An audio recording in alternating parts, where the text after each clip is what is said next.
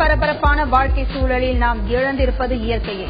நகர்ப்புறங்களில் வானலாக உயர்ந்த கட்டிடங்கள், சாலையில் எப்போதும் இரைச்சலுடன் செல்லும் வாகனங்கள், அலுவலக பணிச்சுமை என பல்வேறு காரணங்களால் மன அழுத்தத்திற்கு ஆளாகும் மக்களுக்கு இளைப்பாறும் இடமாகவும் புத்துணர்வு தரும் இடமாகவும் இருப்பது பூங்காக்களே. அந்த பூங்காக்களுடைய இன்றைய நிலைமை எப்படி இருக்கிறது, பராமரிக்கப்பட்டிருக்கிறதா என்பது பற்றி தான் இன்று பார்க்க போகிறோம். நம்முடன் இணைந்திருக்கிறார் நமது செய்தியாளர் தங்கமணி. அவரிடம் கேட்கலாம். தங்கமணி, சொல்லுங்க, எந்த பகுதியில இருக்கீங்க, எந்த பூங்கால இருக்கீங்க, பூங்காக்களுடைய பராமரிப்பு இன்னைக்கு எப்படி இருக்கு? கண்டிப்பாக ரோகிணி, இப்ப நான் இருக்கிறது சேத்துப்பட்டுல இருக்கிற ஒரு மாநகராட்சி பூங்கா. இந்த பூங்காவே உங்களுக்கு சொல்லிடும் சென்னை மாநகராட்சியில் இருக்கிற பூங்காக்களோட நிலைமை எப்படி இருக்குன்னு. கிட்டத்தட்ட பார்க்கலாம், இங்க காஞ்சு போய் கிடக்கு. அதாவது பூங்காக்கள்ங்கிறது பசுமையாகவும் ஒரு இனிமையாகவும் ஒரு வரக்கூடியவங்களுக்கு ஒரு வளத்தை அளிக்கும் விதமாகவும் காண்பிக்கும் விதமாகவும் தான் ஒரு பூங்காக்கள் அமைய வேண்டும். ஒரு மன நிம்மதிக்காகத்தான் பூங்காக்கு வருகிறார்கள். ஆனால் பூங்காக்களின் காட்சிகள் என்பது ஒரு வறட்சியாகவும் தண்ணில்லாத காடு போல ஒரு பசுமையே இல்லாமல் ஒரு காட்சி தான் இருக்கிறது. அந்த காட்சியை தான் நாம் நேரடியாக காண்பித்துக் கொண்டிருக்கிறோம். அதை பார்க்கலாம். இப்போது சென்னையை பொறுத்தவரையில் பார்த்தோம் என்றால் தொல்காப்பியர் பூங்கா என்று கடந்த ஆட்சி காலத்தில் 19 கோடி ரூபாய் செலவில் 53 ஏக்கரில் ஒரு பூங்கா அமைக்கப்பட்டது. அந்த பூங்கா ஒரு சுற்றுச்சூழல் கல்வி பூங்கா. ஆனா அந்த பூங்கா சரிவரை இப்ப பராமரிக்கப்படுகிறதா என்றால் இல்லை என்றே சொல்லலாம். அதே போல ஒரு ஓட்டேரியில் ஒரு மூலிகை பூங்கா, 4000 மூலிகை செடிகளை கொண்ட ஒரு மூலிகை பூங்கா 9 கோடி ரூபாய் செலவில் கட்டப்பட்டது. அதுவும் இப்போது பராமரிக்கப்படாமல் அந்த செடிகள் எல்லாம் அழிந்த நிலையில் இருக்கின்றன. அதே போல மேலும் செம்மொழி பூங்கா போன்ற உதாரணங்கள் எல்லாம் சொல்லலாம். பல்வேறு பூங்காக்கள் முறையாக பராமரிக்கப்படாமலும் இதே போல இந்த பூங்காக்கள் எப்படி காட்சியளிக்கிறது அதே போன்ற நிலையிலேயே இருக்கிறது. இங்க பார்க்கலாம் நம்ம ரோஹிணி, அதாவது பூங்காக்களுக்கு தண்ணீர் வசதிக்காக அந்தந்த பூங்காக்களில் மோட்டார்கள் எல்லாம் பொருத்தப்பட்டிருக்கிறது. அதை பராமரிப்பதற்காக ஆட்கள் எல்லாம் இருக்கிறார்கள். ஆனால் இந்த பூங்காவே அதற்கு உதாரணம். இங்கே பராமரிப்பதற்கான தொழிலாளர்கள் இல்லை. மாநகராட்சி தொழிலாளர்கள் நியமித்திருக்கிறது. ஆனால் இந்த தொழிலாளர்கள் காலையில் அவர்களது பணிகளை 1 மணி நேரம் 2 மணி நேரம் செய்துவிட்டு அவர்கள் கிளம்பிவிட்டார்கள். இப்போது பூங்காக்கள் காலியாக கிடைக்கிறது. இப்போது பார்க்கலாம், அவர்களுக்கான வேலை நேரம் என்பது குறைந்தபட்சம் 8 மணி நேரம். ஆனால் அவர்கள் இல்லை. நாம் இங்க பார்த்ததுல அவர்கள் இல்லைங்கிறது தெரியுது. அதே போல இந்த பூங்கால மோட்டார் ரிப்பேரா இருக்கு. இந்த மோட்டார் அறையை நம்ம பார்க்கலாம். இந்த மோட்டார் ரிப்பேரா இருக்கனால இந்த தண்ணீர் பாய்ச்சல் கிடையாது. கடந்த சில ஆண்டுகளா இந்த மோட்டார் அப்படியே தான் கிடக்குது, ரிப்பேரா கிடக்குது. அது சரி செய்யலங்கிறது இந்த பகுதி மக்களோட குற்றச்சாட்டா இருக்கு. அது சரி செய்தாலே இந்த பூங்கா பசுமையாயிடும். ஒரு சின்ன மிஸ்டேக் தான். அதை சரி செய்யாதனால கடந்த சில ஆண்டுகளா இது ரொம்ப காஞ்சி போய் நிலையில இந்த பூங்கா இருக்குது. இங்க பார்க்கலாம், இந்த பூங்காக்கு தண்ணீர் பாய்ச்சுகின்ற ஒரு குழாயை பார்க்கலாம். இதுதான் இந்த சுற்றிலும் இருக்கின்ற இடங்களுக்கு தண்ணீர் பாய்ச்சக்கூடிய இந்த குழாய். ஆனா இதே வறண்டு போய் கிடக்குது. இந்த இடமே அதை பார்க்கலாம். இந்த இடம் சுத்தியும் புல்வெளியா இருக்கும். அந்த புல்வெளிகளுக்கு தண்ணீர் பாய்ச்சுகின்ற இந்த பகுதி தான் இந்த குழாய். ஆனா இதுவும் காஞ்சி போய் தான் கிடக்குது. இது போன்ற ஒரு நிலை தான் சென்னையில் இருக்கின்ற கணிசமான பூங்காக்கள் இருக்கிறது. கிட்டத்தட்ட 800 பூங்காக்கள் சென்னையில் இருக்கிறது. அதில் 90% பூங்காக்கள் இதே நிலைமையில் தான் பராமரிக்கப்படாமல் கிடைக்கின்றன. ரோகிணி, நீங்க தொடரலாம். தங்கமணி, அதாவது பூங்காக்கள் அப்படின்னாலே பார்த்தோம் அப்படின்னா பச்சை பசுமையான புல்வெளிகள் அப்படின்னு தான் சொல்லணும். நீங்க காமிக்கிற அந்த இடங்கள் எல்லாம் பார்த்தோம் அப்படின்னாக்க வறண்டு போய் இருக்கு, சாதாரண தரைகளா இருக்கு. இதுக்கு தண்ணீர் வசதி இல்ல அப்படின்னு நீங்க சொல்றீங்க. இது மட்டும் இல்லாம பராமரிப்பிற்கு வேற ஏதாவது காரணங்கள் இருக்குதா? அதாவது பராமரிப்பு இல்லாததுக்கான காரணங்கள் சொன்னா மெட்ரோ வாட்டரோட கோஆர்டினேட் பண்ணி தான் மாநகராட்சி நிர்வாகம் செயல்பட்டு வருகிறது. அதுபோல மெட்ரோ வாட்டரோட முறையான ஒரு கோஆர்டினேஷன் இருந்தா தண்ணீர் இந்த பூங்காக்களுக்கு தேவையான தண்ணீர் வரும். அதாவது எங்கெல்லாம் மோட்டர் இல்லையோ அந்த பூங்காக்களுக்கு எல்லாம் மெட்ரோ வாட்டர்ல இருந்து தண்ணீர் வரும். ஆனா சரியான கோஆர்டினேஷன் இல்லாதனால அந்த தண்ணீர் சரியா வரதுல, அதனால காஞ்சி போய் கிடக்குன்னு ஒரு வாதம் இருக்கு. அதே போல மாநகராட்சி நிர்வாகம் முறையான கண்காணிப்பு, அதாவது இந்த பூங்காக்களை கண்காணிப்பதற்கென தனியாக ஒரு கண்காணிப்பாளர் இருக்கிறார். ஆனால் அவர் முறையாக செயல்படுகிறாரா, அவருக்கு முழு சுதந்திரம் வழங்கப்படுகிறதா என்றால் ஒரு கேள்விக்குரிய. எனவே ஒரு அரசாங்க இயந்திரமும் இந்த அரசு அதிகாரிகளும் முறையான தங்களது பணிகளை செய்யாத காரணத்தாலும் அந்த அலட்சிய போக்காலும் தான் இந்த பராமரிப்புகள் என்பது இல்லாமல் இருக்கிறது. ஏனென்றால் தொழிலாளர்கள் அவர்களுக்கு சம்பளம் வழங்கப்படுகிறது. அவர்களை சரியாக வேலை வாங்குவது அதிகாரிகளுடைய வேலை.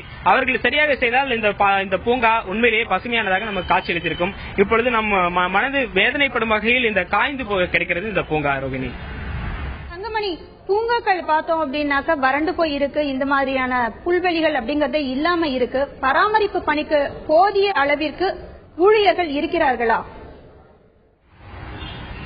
அதாவது ஊழியர்களை பொறுத்தவரையில் இந்த பூங்காக்களில் பணி செய்வதற்காக ஒப்பந்த அடிப்படையில் ஊழியர்களை நியமிக்கிறார்கள் மாநகராட்சி நிர்வாகம். அது மட்டும் இல்லாமல் சில பூங்காக்களை நிர்வாகம் செய்வதற்காக பராமரிப்பதற்காக தனியார் வசமும் ஒப்படைக்கிறார்கள். அதனால் ஊழியர்கள் என்பது இருக்கிறார்கள், ஆனால் அவர்கள் சரியாக வேலைக்கு வருகிறார்களா என்ற கேள்வியே முதன்மையானதாக இருக்கிறது. ஏனென்றால் அவர்கள் வராத காரணத்தினால்தான் இந்த பூங்கா இருக்கிறது. ஏனென்றால் பார்க்கலாம், இந்த பூங்கா திறந்தே கிடைக்கிறது. அதாவது சென்னை மாநகராட்சி பொறுத்தவரையில் இருக்கின்ற வகையில் இந்த பூங்காக்கள் ஒரு குறிப்பிட்ட நேரம் மட்டுமே அது திறந்திருக்க வேண்டும். அதாவது காலையில் ஒரு 3 மணி நேரம், அது பிறகு மாலையில் 3 மணி நேரம். அதாவது மக்கள் எந்த நேரத்தில் ஓய்வு எடுக்கிறார்களோ, அவர்கள் நடைபயிற்சி செய்கிறார்களோ அந்த நேரத்தில் தான் அதெல்லாம் திறந்திருக்க வேண்டும். ஆனால் இந்த பூங்கா இன்னமும் திறந்துதான் கிடைக்கிறது. இதனால் சமூக விரோதிகள் உள்ளே வருவதும் போவதுமாகவும் இந்த பூங்கா மிக மோசமான நிலையை அப்படியே தொடர்வதாகவும் இருக்கிறது. ஏனென்றால் இங்க வரும் பணியாளர்கள் அவர்கள் முறையாக வேலை செய்தால் அவர்கள் அந்த பூங்காவை பூட்டி வைத்து விட்டு போக வேண்டும். அதன் பிறகு முறையான டைமுக்கு அவங்க திறக்கணும். அது போன்ற ஒரு நிலை இல்லாது அலட்சிய போக்கு தான் இந்த மாதிரியான ஒரு நிலைக்கு காரணம். தங்கமணி, வேறு என்னென்ன சிக்கல்கள்லாம் இருக்கு? பராமரிப்பு பணி நல்லபடியாக செய்வதற்காக என்னென்ன சிக்கல்கள்லாம் இருக்கு? இதுல சிக்கல்னு பாக்குறோம்னா பெரிய சிக்கல்கள்லாம் ஒன்றும் இல்ல. இந்த முதலே சொன்ன மாதிரிதான் மாநகராட்சி நிர்வாகம் அந்த ஊழியர்களுக்கு அவங்க சரியா முறையான தொடர் கண்காணிப்பு இருக்கணும். ஏன்னா ஒரு கண்காணிப்பாளர் மட்டும் இருக்கிறாரு. அதனால தொடர்ச்சியா அந்த வாராந்திர அடிப்படையில அந்த பூங்காக்களுக்கு நேரடியாக சென்று தொடர் ஆய்வுல மேற்கொண்டு அது முறையாக செயல்படுகிறதா என்பதெல்லாம் பார்க்க வேண்டும். அப்போதான் உண்மையிலேயே அந்த பூங்கா சரியா செயல்படுகிறதா என்பதெல்லாம் பார்க்கலாம். இப்ப பார்க்கலாம், இந்த செடிகள்லாம் ரொம்ப காய்ந்து ரொம்ப மோசமான நிலையில இருக்கு. இது அப்படியே தொடர்ந்ததுன்னா இன்னும் மேலும் ரொம்ப மோசமான நிலையில போயிடும். இதனால நிறைய பேர் நடைப்பயிற்சிக்கோ உடற்பயிற்சிக்கோ பூங்காக்களை தேடி வருவதும் குறைந்து விட்டது. இந்த பூங்கா பார்க்கலாம், கிட்டத்தட்ட இங்க ஆளே இல்ல, ரொம்ப காலியா இருக்கு. இது காரணம், இது மோசமான ஒரு காட்சி அளிக்கிறதுனால யாரும் இந்த பூங்காவை விரும்புறதில்லை. அதனால யாருமே வரதில்லை. இந்த மாதிரி ஒரு நிலை இருக்கிறது ரோகிணி. தங்கமணி, அதாவது சென்னையில் பசுமை பரப்பு 9% இருக்கணும் அப்படின்னு ஒரு புள்ளி இருக்கு. ஆனா பார்த்தோம்னாக்கா 4.5% மட்டும்தான் இருக்கு இன்னைய சூழல்ல. இதை மேம்படுத்துறதுக்காக மரங்கள் நட வேண்டும் அப்படின்னு சொல்லியிருக்காங்க. நீங்க சொன்னீங்க 800 பூங்காக்களுக்கு மேல சென்னை பகுதியில இருக்கு அப்படின்னு சொன்னீங்க. எல்லா பூங்காக்களும் இதே மாதிரி தான் இருக்கா? பராமரிப்புங்கிறது சரிவர இல்லாத நிலைதான் இருக்கிறதா? அதாவது சில பூங்காக்கள்ல தனியார் வசம் ஒப்படைக்கப்பட்ட பூங்கா எல்லாம் முறையா பராமரிக்கப்பட்டது, அதெல்லாம் நம்ம மறுக்க முடியாது. அதே போல மாநகராட்சி வசம் இருக்கிற சில பூங்காக்களும் முறையாக பராமரிக்கப்பட்டு வருகிறது. மனசாட்சிக்கு விரோதம் இல்லாமல் யாரெல்லாம் எந்த ஊழியர்களும் வேலை செய்கிறார்களோ அந்த பூங்காக்கள் எல்லாம் உண்மையிலேயே நன்றாக இருக்கிறது. ஆனால் பணத்தை வாங்கி கொண்டு சம்பளத்தை வாங்கி கொண்டு பணிக்கு வராமல் போவது, இது போன்ற காரணத்தினால்தான் இந்த மாதிரியான பூங்காக்கள் எல்லாம் இன்னும் மோசமான நிலையிலே இருக்கிறது. இன்னொரு முக்கியமான விஷயங்களை சொல்ல வேண்டும். மாநகராட்சி நிர்வாகம் தங்களால் முடிந்த வகையில் சில பூங்காக்களுக்கு எல்லாம் எங்கெல்லாம் தண்ணீர் இல்லையோ, அந்த மெட்ரோ வாட்டர் வரதில்லையோ அங்கெல்லாம் இப்போ மோட்டார் போடுறாங்க, போர் போடுற நடவடிக்கை இருக்கு. அதுவும் இந்த சிந்தாரிப்பேட்டை பகுதியில ஒரு பூங்கா இருக்கு, அங்க மோட்டார் எல்லாம் போட்டிருக்காங்க. இப்போ இது போன்ற சில நடவடிக்கைகளும் அவங்க எடுத்துதான் வராங்க, அதையும் மறுக்க முடியாது. ஆனா இது பரவலாக இருக்கிறதா என்றால் இல்லை, அனைத்து பூங்காக்களுக்கும் இருக்கிறதா என்றால் இல்லை, அப்படிதான் சொல்லணும் ரோகிணி. தங்கமணி, அதாவது பொழுதுபோக்கு பூங்காக்களை பொறுத்தவரை பார்த்தோம் அப்படின்னாக்க முதியவர்கள் நடைபயிற்சி மேற்கொள்வதற்காகவும் சின்னஞ்சிறு குழந்தைகள் விளையாடுவதற்கான வசதிகளும் செய்யப்பட்டிருந்தது. அந்த குழந்தைகள் விளையாடுவதற்கான சாதனங்கள் எந்த அளவிற்கு பராமரிக்கப்பட்டிருக்கிறது? அது கண்டிப்பாக நம்ம அதுக்காக நம்ம இன்னொரு பூங்காக்கு அருகிலேயே இன்னொரு பூங்கா இருக்கு, நம்ம அந்த பூங்காக்கு போய் நம்ம கண்டிப்பா அதை பார்க்கலாம். அதாவது குழந்தைகளுக்கான சாதனங்கள் எல்லாம் நிறைய வைக்கப்பட்டிருக்கிறது சில பூங்காக்கள். இது பார்க்கலாம், இது சென்னை மாநகராட்சி சிறுவர் விளையாட்டு திடல் என்ற பூங்கா தான் இது. நம்ம பார்த்த பூங்காக்கும் எதிர் திசையில் இருக்கிறது ஒரு பூங்கா. இது சிறுவர்களுக்காக பிரத்யேகமாக உருவாக்கப்பட்டிருக்கிற ஒரு பூங்கா. ஆனா இந்த பூங்காவோட நிலைமையை நம்ம நேரிலேயே உங்களுக்கு கண்கூடாக நான் காட்டுகிறேன். அதாவது மிக மோசமான நிலையில் தான் இருக்கு. சிறுவர்கள் விளையாடக்கூடிய உபகரணங்களும் ரொம்ப பழுதாக இருக்கிறது. இங்க பார்க்கலாம், சிறுவர்கள் விளையாடக்கூடிய அந்த சுத்தக்கூடிய அந்த விஷயங்கள்லாம் அவர்கள் விளையாட்டு பொருட்கள் ரொம்ப மோசமான நிலையில் இருக்கிறது. அங்கே நம்ம இந்த இன்னொரு விஷயத்தை பார்க்கலாம். இந்த தூரி, இந்த சிறுவர்கள் ஆடக்கூடிய தூரி என்பது உடைந்த நிலையில் இருக்கிறது. அந்த காட்சியை நாம் நேரடியாக பார்க்கலாம். பராமரிக்கப்படாமல் அது அந்து தொங்குகின்ற நிலையில் இருக்கிறது, அதை பார்க்கலாம். அதே போல இங்க இன்னொரு விஷயத்தையும் நாம் பார்க்கலாம். இங்க இன்னொரு குழந்தைகள் விளையாடும் ஒரு உபகரணம் இருக்கிறது, இதுவும் மோசமாக உடைந்த நிலையில் இருக்கின்றது. இது போன்ற ஒரு சூழல் தான் இங்க இருக்கிறது ரோஹிணி. 1 கோடி ரூபாய் செலவில் அமைக்கப்பட்ட ஓட்டேரி மூலிகை பூங்கா இன்று சமூக விரோதிகளின் கூடாரமாக மாறி வரும் சூழல் இருக்கிறது. அதாவது முட்புதர்கள் அதிகமா வளர்ந்து முள்புதர்கள் பண்ணையாகவே மாறி இருக்கு அப்படின்னு சொல்லலாம். அந்த அளவுக்கு மோசமான ஒரு சூழல் இருக்கிறது. இன்றைக்கு சென்னை பூங்காக்களுடைய நிலை பற்றி தான் பேசிக் கொண்டிருக்கிறார். நம்முடன் இருக்கிறார் நமது செய்தியாளர் தங்கமணி. அவரிடம் கேட்கலாம். தங்கமணி, சொல்லுங்க, இந்த பராமரிப்புக்காக தனியார் வசம் ஒப்படைக்கப்பட்டுள்ளது, அதுக்கான ஒப்பந்த விதிமுறைகள் ஏதாவது இருக்கா? ஒப்பந்த விதிமுறைகள் என்பது அவர்களுக்கு பெரிய அளவுல பெரிய ஆட்கள்கிட்ட எல்லாம் இந்த ஒப்பந்தங்கள்லாம் கொடுக்கப்படல. சின்ன சின்ன நபர்கள் அந்த பகுதியில் இருக்கவங்க லயன்ஸ் கிளப் போன்ற நிறுவனங்களிடம் கொடுக்கப்பட்டிருக்கு. பெரிய அளவு விதிமுறைகள்னா அவங்க முறையா பராமரிக்கணும், அதுக்கு தேவையான விஷயங்கள்லாம் செய்யணும், அதுக்காக தான் அவங்க ஒப்பந்த அடிப்படையில் அவங்க கிட்ட கொடுக்கப்பட்டிருக்கு. ஆனா சில தனியார் நிறுவனங்கள் அதை சரியா செஞ்சுட்டு இருக்காங்க. ஆனா சில பேர் செய்யறதில்ல. அது தொடர் கண்காணிப்பு மூலமா தான் அதை செய்யணும். அதை மாநகராட்சி நிர்வாகம் தவறிவிட்டது, தொடர் கண்காணிப்பை தவறிவிட்டது என்பதுதான் நம்ம சுட்டிக்காட்டணும். இப்போ இன்னொரு விஷயத்தை நம்ம முக்கியமா பார்க்கலாம். இந்த முதலே சொல்லியிருந்தோம், நம்ம முதல்ல தூரத்துல இருந்து காமிச்சிருந்தோம். இந்த குழந்தைங்க விளையாடக்கூடிய உபகரணம் எந்த நிலையில் இருக்கிறது அப்படிங்கறத நம்ம முதலே சொல்லியிருந்தோம். அதை பார்க்கலாம். இங்க நேரடியா அப்படியே தொங்கி கிடக்குது, சைன் எல்லாம் அருந்து கிடக்கு. அதே போல இன்னொரு பகுதியும் அப்படியே அருந்து கிடக்கு. அந்த காட்சியை நம்ம பார்க்கலாம். இது ஆக்சுவலா இப்படி இருக்கணும் இந்த தூரி, ஆனா இது பாருங்க அந்த இப்படி கிடக்கு. இத பார்க்கறக்கோ இதை அப்புறப்படுத்தவோ இல்ல சரி செய்யவோ இங்க ஆள் இல்ல அப்படிங்கறதா ஒரு நிதர்சனமான உண்மை. இப்ப நம்மிடையே இந்த பூங்கா வாசிகள் இருக்காங்க, இங்க பூங்காக்கு வந்திருக்கவங்க இருக்காங்க. அவங்க கிட்ட கேட்கலாம், இந்த பூங்காக்கெல்லாம் முறையா பராமரிக்கப்படுதுன்னு நினைக்கிறீங்களா? இது இவ்வளவு மோசமா இருக்குல்ல, உங்களோட கருத்து என்ன? இல்ல இது ஓரளவு பரவாயில்ல, பராமரிச்சுட்டு வராங்க. இப்ப பெருக்குவாங்க, இதுல பெருக்கல சுத்தம் செஞ்சுட்டு வந்துடுறாங்க. இன்னைக்கு காலத்துல பெருக்கம் அப்படியே பராமரிக்கும், அப்படியே சரிவர அப்படியே இருக்குது. தண்ணி இல்லாம பூங்காக்கெல்லாம் ரொம்ப காஞ்சி இருக்கு.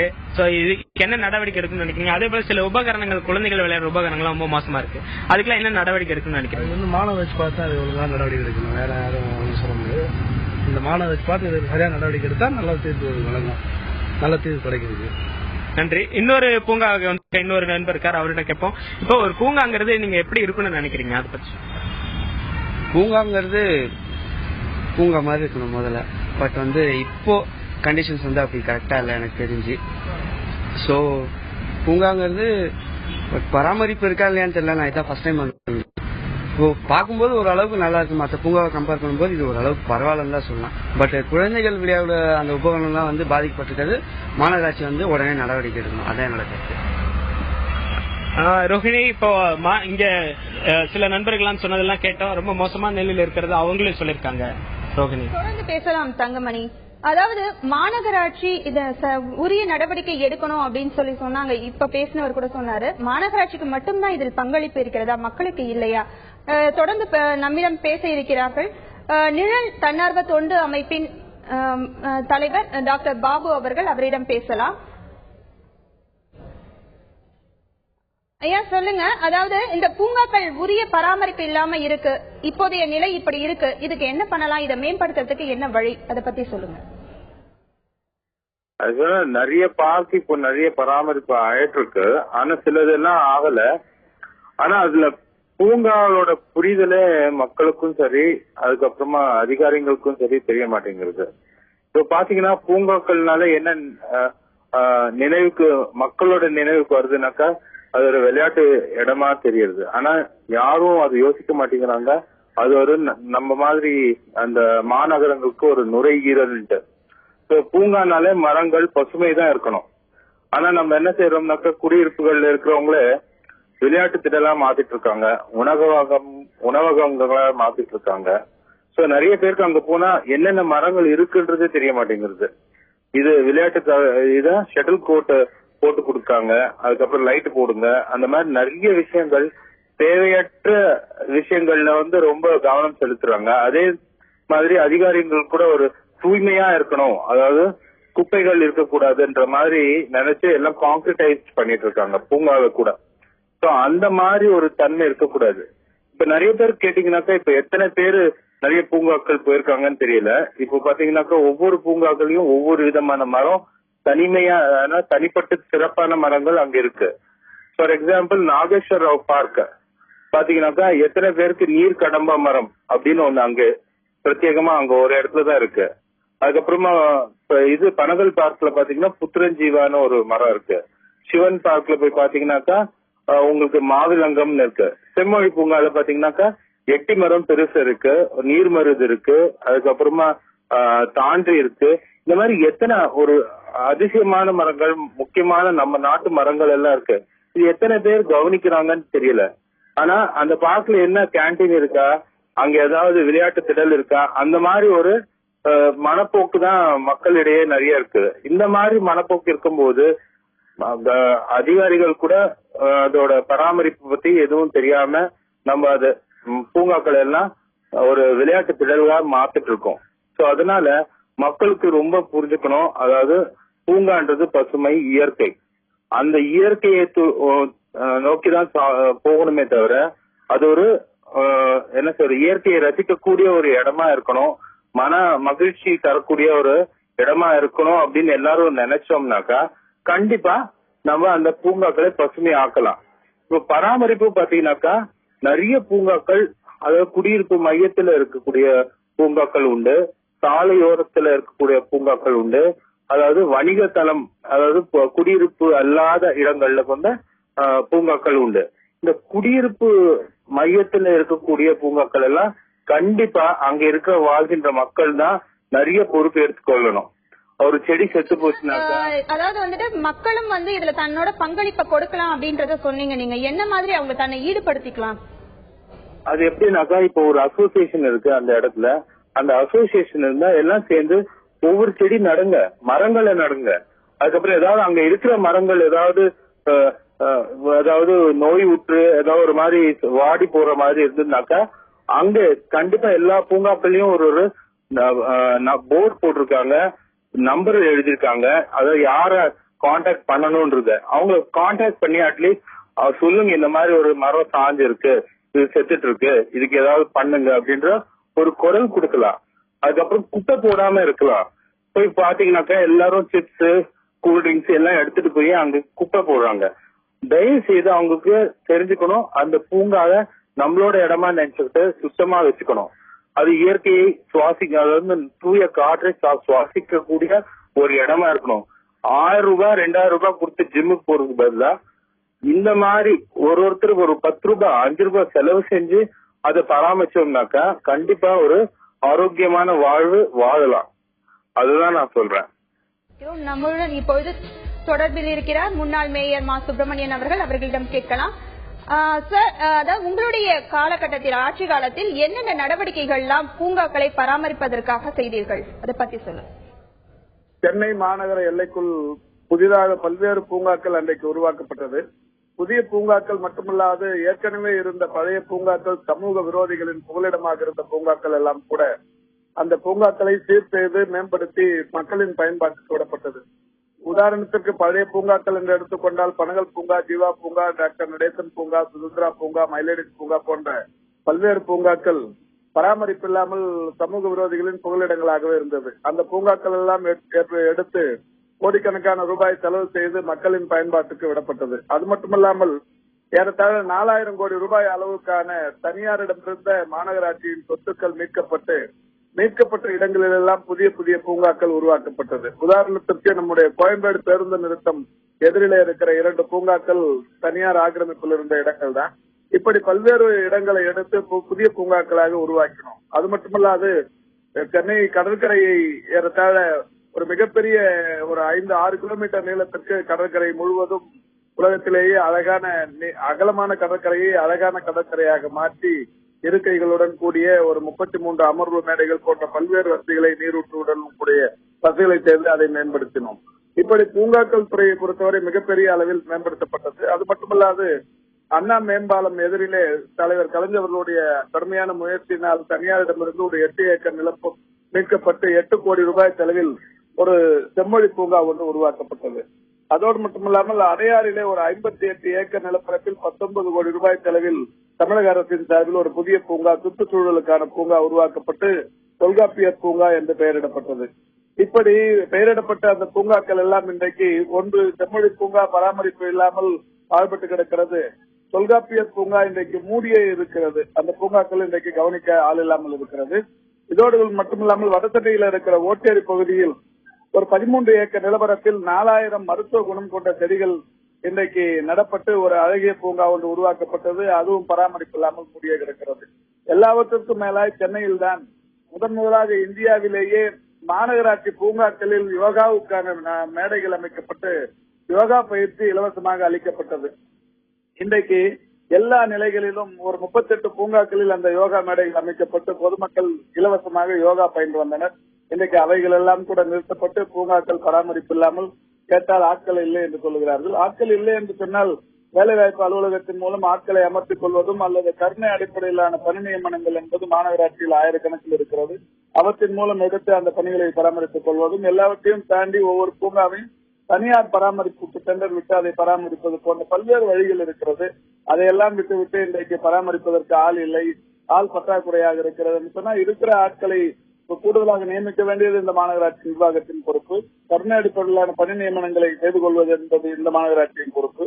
இப்படிப்பட்ட விஷயங்கள் செய்யாமல் இன்றைக்கு பராமரிப்பு இல்லாமல் பூங்காக்கள் காய்ந்து கிடப்பதும், யோகா பயிற்சிகள் எல்லாம் நிறுத்தப்பட்டு கிடப்பதும், நடைபயிற்சிக்கு வருவோர் முகம் செலுத்த வாரிய நடந்து செல்லுகிற அந்த நிலை என்பதும் இருந்து கொண்டிருக்கிறது. இவைகளெல்லாம் தவிர்க்கப்பட்டு மாநகர மக்களின் மீது கரிசனம் கொண்டு இந்த மாநகராட்சி நிர்வாகம் இவற்றை மீண்டும் புதுப்பிக்க வேண்டும், இருப்பவற்றை பராமரிக்க வேண்டும்.